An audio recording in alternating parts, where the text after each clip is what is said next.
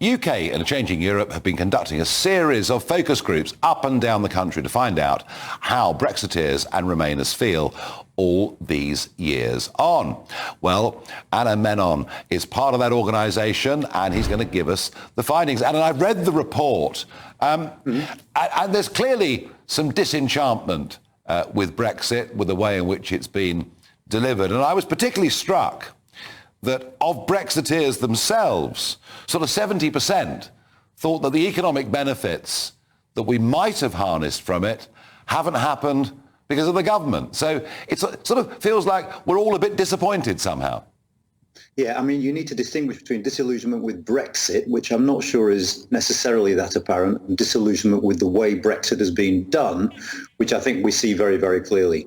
So I think only 18% of Leave voters now say that they're happy with the way Brexit has gone. A lot of Leave voters think that Brexit has been damaging to the economy, but most Leave voters think there was a way it could have been made to work, and they blame government for not making it. Yeah, no, absolutely. And I've got to tell you, I am firmly myself in that camp and have been feeling that way for a very, very long time.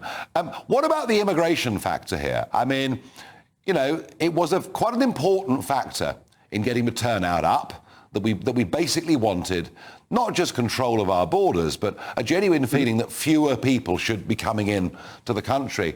How much disappointment is there on that? I mean, there is disappointment, but I think, again, we've got to put it into context, because what's interesting about the Leave voters we spoke to is that, yes, they think that the outcomes on immigration they wanted haven't happened, but actually their main concern when it came to voting for Brexit, the main thing they wanted was control over laws. And with that, they're relatively happy, though there are some indications. We've got a report out today about the fact that the British government is refusing to deviate too far from EU regulations. So we'll see what the voters think about that. But immigration, I think, is important, but not the most important factor for many Leave voters.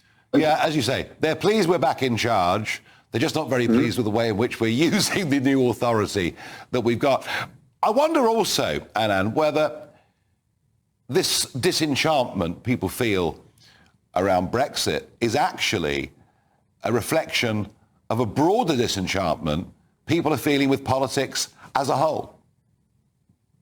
I think people are disenchanted with politics. I mean, if you look at the polling on people's faith or trust in politics, I think trust in politics has hit an all-time low recently, and there's certainly not a lot of faith in the current government and the current government's ability to manage things. So I think that's certainly true, that a lot of the sort of disappointment that Brexiters feel is directed at politics and at politicians in general.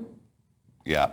And final thought on this. I mean, ever since that surprise referendum result, certainly a surprise to the establishment, and the years of parliamentary trench warfare, and then in the end, you know, Prime Minister after Prime Minister goes, and in the end we actually leave 3.5 years on.